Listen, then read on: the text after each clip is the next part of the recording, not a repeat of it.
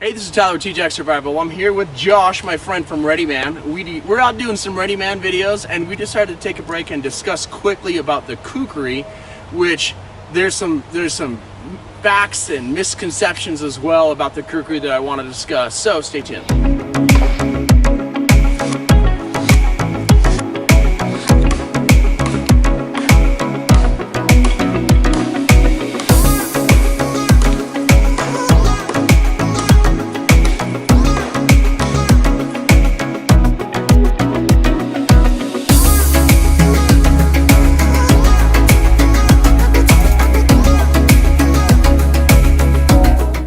So the Kukri, it's often argued that it's an ideal survival knife.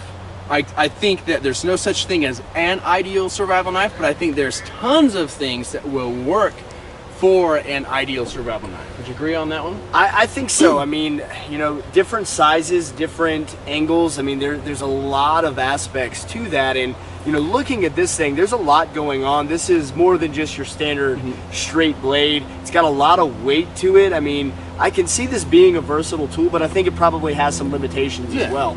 Well, another thing too is I'm a personal fan of indigenous designs. I think that our ancestors worked all the kinks out of the designs hundreds and thousands of years before we came along and said, hey, I've got a great idea. Sure. So having said that, I really like traditional designs, but I like modern day production techniques. One perfect example is this. This Kukri has a full tang. Now, a lot of them, the traditional ones, are gonna have a rat tail. We call it a rat tail, but it's a different type of tang where there's a small point inside of this, they bend it off and make the tip. This is a soldier's Kukri. The Gurkha would use this. It's great. It's a great knife. I'm not ripping on it, but what I would prefer is the full tang. So this guy right here with this full tang gives me more strength, more stability. But they basically taken this full tang and then put it on a traditional grip. And the reason why that's important is these are a forward inertia knife.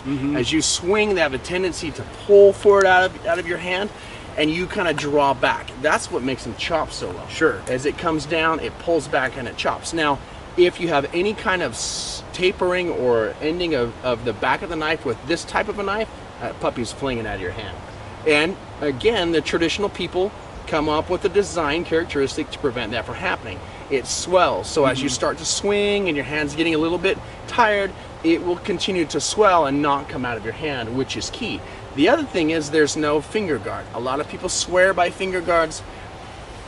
From a pragmatic, realist perspective, a finger guard is there to keep your hand from sliding up when you're stabbing into a person, right? Sure. So if you're chopping, to parry, you know, an incoming blade to deflect that potentially as well. Yeah, so from a survival perspective, it's an unnecessary device that actually limits my ability to choke high and carve tight. Gotcha. Okay? So a lot of survival knives, from a primitive perspective, from my perspective, won't have a finger guard. I don't want one there. Okay. And you know, it's really interesting. You were talking about the full tang and the rat tail on there. The balance between these knives is very, very different. I mean, the second I picked this one up, you can feel the weight difference. Yeah, this one is so top heavy, which does make sense for sure. Yep. But I mean, in terms of comfortability, like this thing, for me, this feels a lot better in my hand. This one actually feels a little bit unwieldy by comparison, and maybe that's just that's traditional. That's the very traditional. And this one, you can feel an absolute change of balance. They try to balance them right next to that arc. Yep. That one's going to have a more front balance right about here because this has more meat in the handle, which I'm okay with. But again, when I've really abused Kukri in the past, and I try to get them all from Nepal, I pop those caps loose and I've had to repair them. Really? Something like this, you're not popping the cap loose. It's not built in a manner where there's a cap to be popped loose, essentially. So that's why I like the modern day full tang technique in an ancient traditional design. Another thing I want to throw out about the Kukri is I've been given a couple different stories on the history, so correct me if I'm wrong, but it was my understanding that Alexander the Great moved through that area of Nepal. They had a longer chopper that they brought with them, and the local people created a shorter knife replicating that chopper, and that's where we got the Kukri. Okay. So having said that, the majority of Nepalese are not 6'1" plus American people, they are very small. So the kukri, the traditional kukri, are going to be much smaller. And if you decide to order one, you need to order something that's an American size, or you're going to get a little baby knife. Yeah. And it works, you know, but it's about the same size as like a K-bar with a forward blade. Gotcha. It's really cool, but it's really small. And that's what they would use in the brush. And they use it for everything. One of the parts that people miss the most that drives me a bit batty is this. There are these two little knives that come with it in an actual traditional kukri, and a lot of people don't know what they are, how they work. I have no clue. I mean, these are not actually sharp. Are they supposed to be sharp? One of them's sharp, the other one's not. Oh, okay. So the one that's sharp, this one's not it, but the one that's sharp, that's your rabbit skinner. Okay. That's your fish filleting device. Sure. This is what you process your small game with, right? And this one is an old school sharpener. Okay, it actually has a flat blade on the front, and the idea is if you pop that sucker into a rock, you just grind it until you're able to get it straight in the field, and that's what this other knife is. No kidding. It's unusual. It's a little strange. I like to use it as a leather punch. Okay. You know, there's a couple different tools for it. You can use this for flint and steel. There's some other additions to it, but that's a real key ingredient to the survival portion of this knife.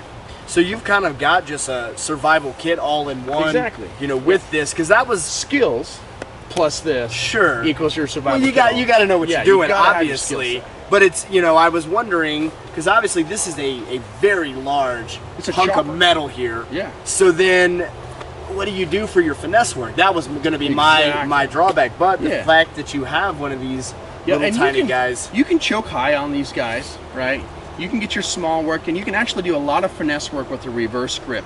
If you hold really high and do this kind of thing, you get a lot of your really small stuff.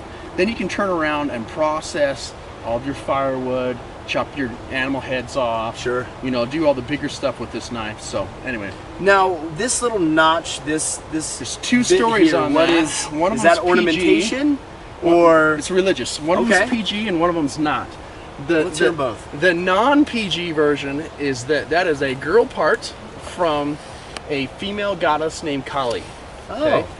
The PG part is that is a cow hoof, which is part of their religion. I'm going to let you pick whichever one you want and run with that one. So it isn't really functional. It is just There's no function to that I know of whatsoever. An adornment. That's just if you're going to get a Nepalese kukri, it's going to have the hoof on it. Or the other thing.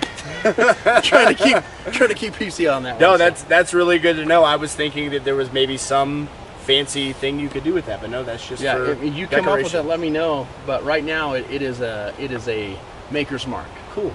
So fair enough. All right, guys. Hopefully that's valuable to you. It's just a quick discussion on the kukri, what it is, and that type of things. I got these from Ambar out of Nepal. I'll leave you his Facebook link if you want to go get one. You're welcome to it. If you have any questions, leave comments down below.